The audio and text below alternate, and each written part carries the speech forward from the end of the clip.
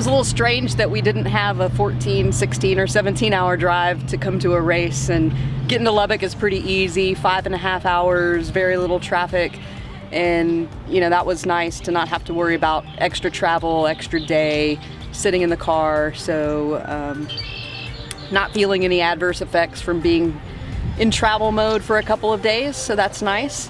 As soon as we rolled into Lubbock, we went straight to check-in. We did athlete check-in, got our athlete wristband, gear bags, all that good stuff that goes along with that. After we did the athlete check-in, we then decided to drive the bike course since we had plenty of time left in the day. So we did that. I have to say that was probably the shortest bike course reconnaissance that we've ever done. And in years past when we've done the bike here, it's always gone into the canyons, but they made some dramatic changes this year, and there is absolutely no terrain change on the bike course. It is flat, flat, flat. I think that'll end up being a good thing because the forecast for race day is for storms and rain. So I wouldn't feel comfortable descending, especially some of the technical descents, on wet pavement. So maybe it's a blessing for a good reason. Certainly want to be able to finish this race and not have to have any incident happen between the start line and the finish line. Yesterday we arrived to our Airbnb. Thank you, Ironman, for putting us up in this luxury condo. Just kidding, it's out of our pockets. And it never fails. There's, it all looks like it's going to be a great Airbnb, but there's always something that is a hiccup along the way, and yesterday's hiccup was the AC was out, and when it's 100 degrees outside, it's not very pleasant. So, but luckily, tech came out and checked out the AC and eventually got it up and running again. So, did have a good night's sleep last night, so that was good. Woke up Saturday morning and we got on the bikes and did a little ride around Texas Tech, just checked the gears, make sure the legs feel good, did a few sprints on the bike just to get everything firing, and I felt really good. The day before a race, probably the best I've felt going into race day. After that, we did a short little jog, some strides, some drills, just all the standard routine stuff that we like to do the day before race, make sure that we're all feeling in tip-top form, and I gotta say, I gotta give a big thumbs up to how my body is feeling and all that's going on there. So I took a little tumble. I do not suggest testing out your stairs by falling down them. Just a word of advice from someone from experience. I fell down a whole flight of stairs in our house last weekend and was out of commission running all week, so that was the first run I've done probably about 5 days, so feeling good.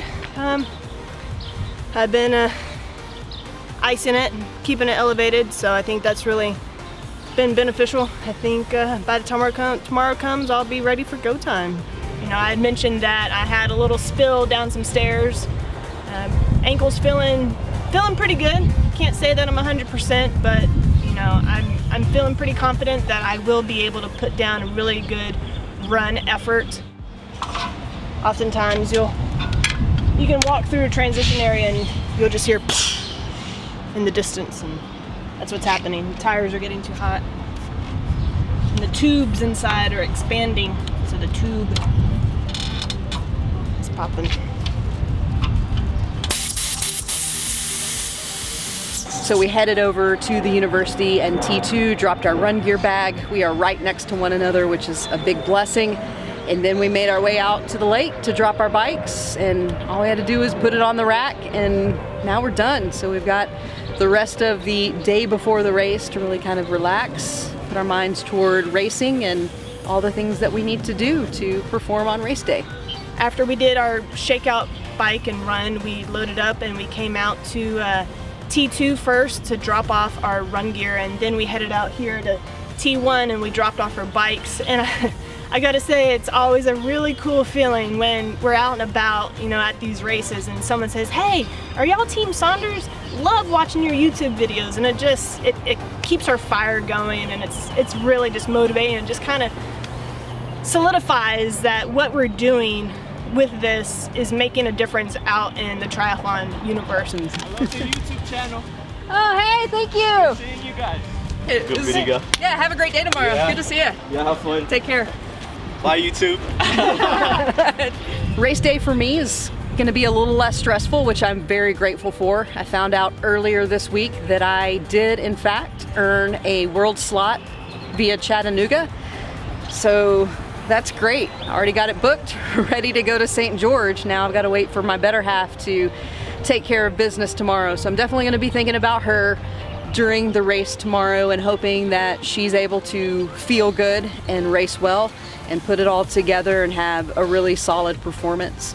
Tomorrow on race day, I want to cross that finish line and be able to tell myself that I have nothing left. I want to completely empty the tank and cross that finish line knowing that I put it all out there. I don't want to see that possibly I missed a higher placing by just seconds. I want to execute the best race yet, and I feel if the weather plays even a little bit nice tomorrow, that I feel like I can do that. And the other bonus is, if it is rainy or if it is overcast, it's not going to be 100 degrees. I like hot races because I feel like I can endure a lot more than most people, but if it's cooler, then that just means I can probably go faster, and hopefully that'll be what I do. But all in all, I think the main thing that I want out of this race is to see exactly how much I can get out of myself. But number one, first and foremost, is I want to see Caitlin coming across that finish line knowing that she emptied the tank, did everything she could, and then at the banquet on Sunday night, I want to see her celebrating her St. George World Championship slot, because I'm over here in Utah waiting for her, and it just won't be the same if she's not racing alongside me in September. The goal all along this season has been to earn that slot to the World Championships in St. George, and now that my wife has her slot, which I'm beyond thrilled, I want to be able to join her, and I want to take that slot at this race. I don't want to be frantic and have to find another race after this. I don't even want to have to go that route at all. I want to earn it here in Lubbock and take care of business.